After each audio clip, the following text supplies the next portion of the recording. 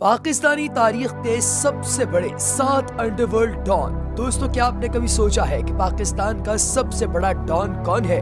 आज इस वीडियो में हम आपको पाकिस्तान के सबसे खतरनाक 7 अंडरवर्ल्ड डॉन्स के बारे में बताएंगे। तो चले बगैर वक्त जाया किए शुरू करते हैं। नंबर 7, फारूक खोखर। मशहूर जमाना डॉन नामी ताजी खोखर का बेटा और पीपल्स पार्टी के सेनेटर हाजी नवाज खोखर का भतीजा फारूक खोखर हमारी लिस्ट में 10वें नंबर पर है।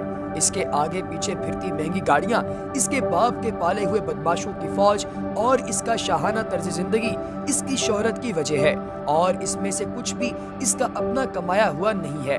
ये सब इसके बाप की बनाई हुई दौलत है। इस्लामाबाद में एयरपोर्ट के करीब डेरा ताजी खोखर इसकी शाहाना जिंदगी की एक झलक है। यहाँ बहुत से नायाब जानवर पाले गए हैं और तरह तरह की गाड़ियां भी मौजूद हैं।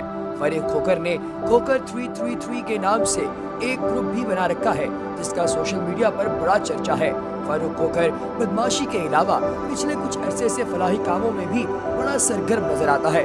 हालिया दिनों में इस्लामाबाद के किसी एसपी की तरफ से गिरफ्तार किए जाने पर सोशल मीडिया पर फारूक खोखर की तरफ से बड़ी गर्मा गर्मी रही है।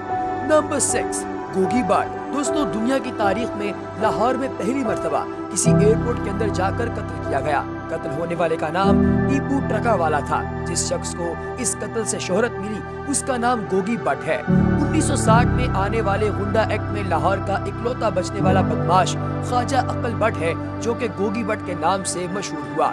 छोटी उम्र में ही गोगी बट ने कवाल मंडी से भत्ताखोरी और लैंड ग्रैंग में अपना नाम कमाया। हुकूमतें आती जाती रही, मगर गोगी बट आज भी लाहौर पर राज करता है।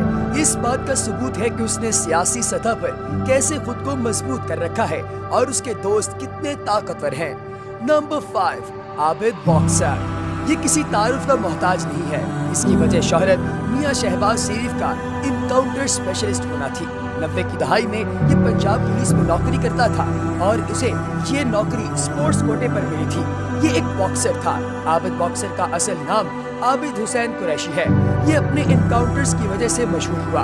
इस पर वक्त के चीफ मिनिस्टर मियां शहबाज शरीफ की नजर पड़ी और मियां शहबाज शरीफ ने आबिद बॉक्सर को एक अरसे तक अपने जाती दुश्मनी जितने भी लोग थे उन सब को ठिकाने लगाने के लिए इस्तेमाल किया। ये वो दौर था जब पंजाब में आबिद बॉक्सर का नाम डर की अलामत समझ आता था। कुछ अरसे बाद मियां शहबाज शरीफ को भी ये एहसास हुआ कि आबिद बॉक्सर को बहुत ज्यादा इस्तेमाल कर लिया है, अब ये हमारे लिए खतरनाक है। दूसरी तरफ आबिद बॉक्सर भी ये भाग गया था कि अब शरीफ खानदान उसको मरवा डालेगा, इसलिए वो पाकिस्तान से भाग गया। आबिद बॉक्सर को इंटरपोल की मदद से गिरफ्तार करके पाकिस्तान भी लाया गया और उन पर केसेस भी चल रहे हैं। ये मियां शहबाज शरीफ के खिलाफ वादा माफ गवाह बन चुके हैं। कुछ खबरों के मुताबिक जवानी में उन्हें स्टेज की शान नरगिस से प्यार हो गया था। नरगिस ने उनसे वादा किया था कि वो कभी मुजरा नहीं करेगी, मगर पैसे की तड़प ने उसे फिर नाचने पर मजबूर कर दिया। इस बात का आबिद बॉक्सर को पता चला तो उन्होंने सारी दुनिया के सामने नरगिस की सरेआम टिंड कर डाली। Number 4, Uzair Bloch. पाकिस्तान के सबसे बड़े माफिया की लिस्ट में नंबर 4 पर एक बहुत ही ड्रामेटिक कैरेक्टर आता है। उज़ैर बलोच का पूरा नाम उज़ैर जान बलोच है। ये सरदारी दौरे हुकूमत में होने वाले लयारी गैंग वॉर का सबसे बड़ा फिगर है। इसकी कहानी और आबिद बॉक्सर की कहानी बहुत ज्यादा मिलती जुलती है। उज़ैर बलोच पुलिस में भर्ती होना चाहता था और इसके लिए उसने बहुत ज्यादा टेस्ट भी दिए।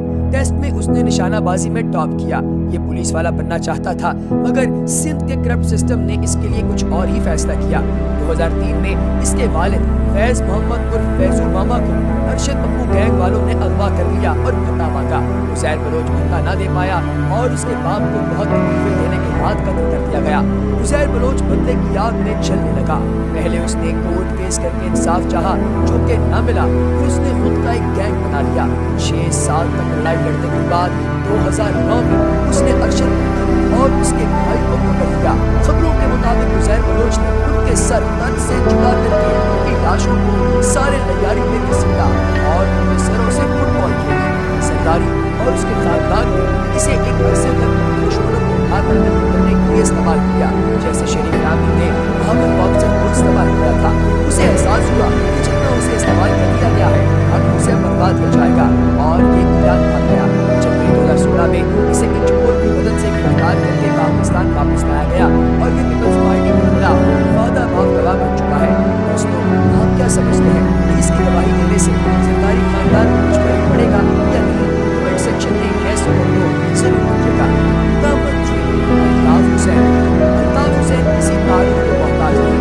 जितना भी बड़ा लोगों के ऊपर का इल्जाम अल्ताफ हुसैन पर है, इतने तो शायद किसी गैर मुस्लिम ने है। इनके मुसलमान होने का भी कोई कंफर्म नहीं। अल्ताफ हुसैन ऐसे तबका करते हैं जो कि बड़े सभी कामों से आज भी मुखालिफ होते हैं। पाकिस्तान में 70 साल पहले दूसरे पाकिस्तान में यहाँ आज भी अपने आप को विभाजन करते हैं।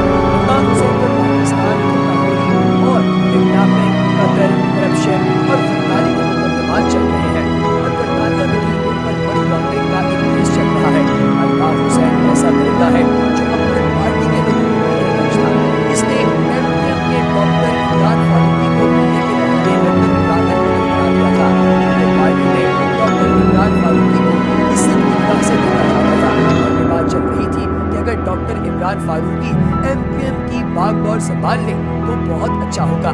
कराची में बोरी बंद लाशों का ट्रेंड भी अल्ताफ हुसैन ने ही शुरू किया था। कराची वालों को ये बात समझ लेनी चाहिए कि ऐसे लोग कभी भी उनके लीडर नहीं बन सकते।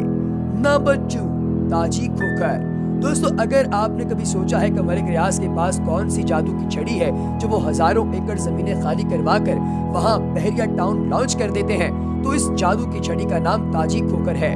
फरूख खोखर का बाप इम्तियाज खोखर उर्फ ताजी खोखर पिंडी के मशहूर जमाना डॉन, जिनका नाम हर नंबर 2 काम में जुड़ा होता है। दोस्तों, इस्लामाबाद एयरपोर्ट के साथ इनका डेरा ताजी खोखर के नाम से बहुत बड़ा फार्म हाउस है, जहां दुनिया भर के नायाब जानवर और पाकिस्तान की सबसे महंगी कारें पाई जाती हैं। इनके भाई हाजी नवाज खोखर पीपल्स पार्टी के सेनेटर रहे और हर 2 नंबर काम में अपने लाडले भाई ताजी खोखर की डाल बनते हैं।